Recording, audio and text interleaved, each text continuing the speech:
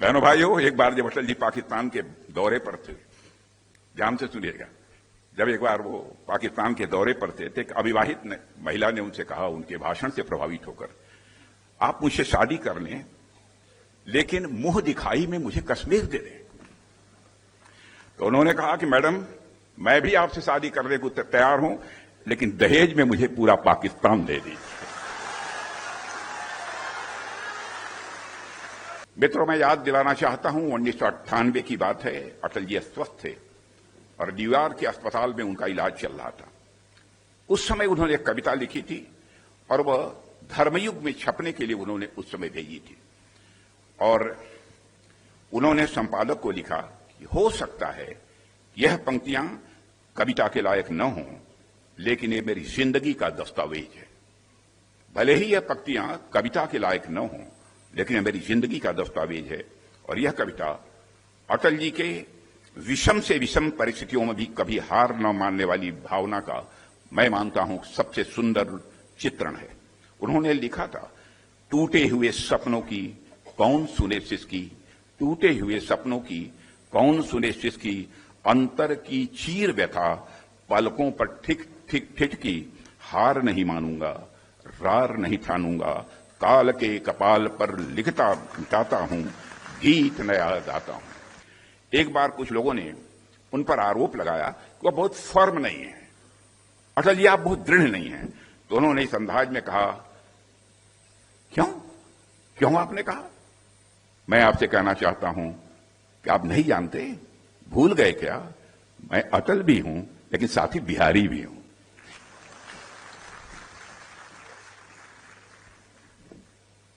प्रत्युत्पन्न मति हमारे अटल बिहारी वाजपेयी जी थे। आपातकाल के दौरान में उनकी पीठ में जब दर्द हुआ, उस समय वह हिरासत में थे। उन्हें इलाज के लिए एम्स अस्पताल ले जाया गया। डॉक्टर ने पूछा कि दर्द कैसे हुआ, क्या आप कहीं झुक गए थे? तो कहा, डॉक्टर साहब, जिंदगी में झुकना तो नहीं जानता, कहीं मुड़ गया होगा।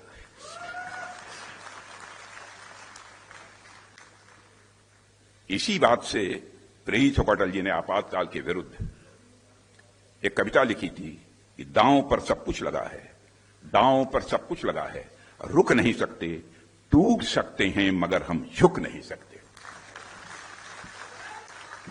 एक घटना मैं आप सबके रखना चाहता हूं, 2006 की है।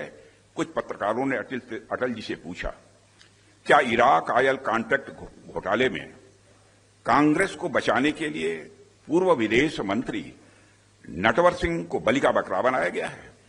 तो अटल जी ने जानते हैं क्या जवाब दिया? ये पूछा लोगों ने, क्या उस पर पर्दा डालने के लिए, उस भ्रष्टाचार पर नटवर सिंह जी को बलि का बकरा बनाया गया था? तो उन्होंने मुस्कुराते हुए जवाब दिया, मैं शाकाहारी हूं। बहनों भाइयों, एक बार जब अटल जी पाकिस्तान के दौरे पर थे, ध्यान से सुनिएगा, जब एक बार वो पाकिस्तान के दौरे पर थे तो एक अविवाहित महिला ने उनसे कहा, उनके भाषण से प्रभावित होकर, आप मुझसे शादी कर लें लेकिन मुंह दिखाई में मुझे कश्मीर दे दें। तो उन्होंने कहा कि मैडम, मैं भी आपसे शादी करने को तैयार हूं, लेकिन दहेज में मुझे पूरा पाकिस्तान दे दीजिए।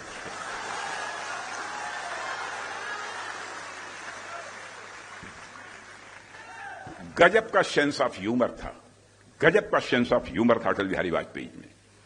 एक बार जब कांग्रेस के नेता श्री वाई चौहान कुछ समय के लिए जनता पार्टी में शामिल हुए और फिर दोबारा जब कांग्रेस में चले गए, तो एक रैली के दौरान अटल जी ने कटाक्ष करते हुए कहा कि हमने चौहान साहब से पूछा, यह आपने क्या किया?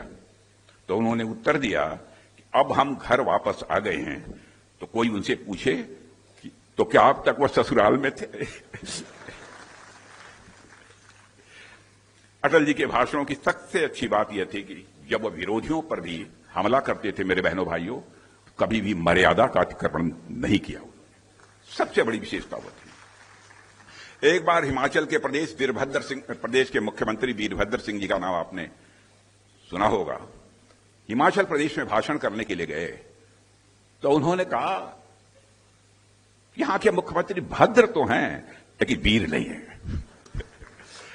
और इतना कहकर सारी बात उन्होंने समाप्त कर दी। एक महिला ने कहा उनसे कि महिला ने क्या, उनके साथ महिलाएं भी थी, पुरुष थे, तो नवाज शरीफ उसमें से बोल गए थे कि अटल जी आप तो इतने पॉपुलर हैं कि अब तो पाकिस्तान में भी आप चुनाव जीत सकते हैं। आप ये कल्पना करिए, भारत में ही नहीं, भारत के पड़ोसी देश पाकिस्तान में भी उनके प्रति लोगों का इतना सम्मान था, इतनी लोकप्रियता उनकी थी। साथियों, 1994 की बात है कि भारतीय जनता पार्टी में बहुत लोग शामिल हुए थे और पार्टी की सदस्यता बढ़ रही थी। तो इस बात को भी अटल जी ने अपनी काव्य शैली में बड़े अनूठे ढंग से बयान किया था। एक सभा में उन्होंने कहा था, यों बड़री अखिया लखी, यों बड़री अखिया लखी, आंखिन को सुख होत, यानी जैसे सुंदर बड़ी आंखों को देखकर आंखों को सुख और आनंद मिलता है, वैसे ही अपने वंश या परिवार को बढ़ता हुआ देखकर मन को अपार खुशी होती है। और जिस समय यह बात उन्होंने कही थी, मेरे बहनों भाइयों, मैं स्वयं उनके साथ था और हम सबके लिए गर्व का विषय है और यह प्रसन्नता का विषय है कि आज हमारी भाजपा के पहले राष्ट्रीय अध्यक्ष आदरणीय अटल बिहारी वाजपेयी थे। उनके आज हमारी भाजपा वो विश्व की सबसे बड़ी राजनीतिक पार्टी बन गई है। अटल जी ने लिखा है, चीर निशा का वक्ष, चीर निशा का वक्ष पुनः चमकेगा दिनकर, चीर निशा का वक्ष पुनः चमकेगा दिनकर। वे स्वयं भी सूर्य की तरह भारत की राजनीति के क्षितिज पर चमकते रहे और हमेशा वो चमकते रहेंगे, ऐसा मेरा पूरा विश्वास है।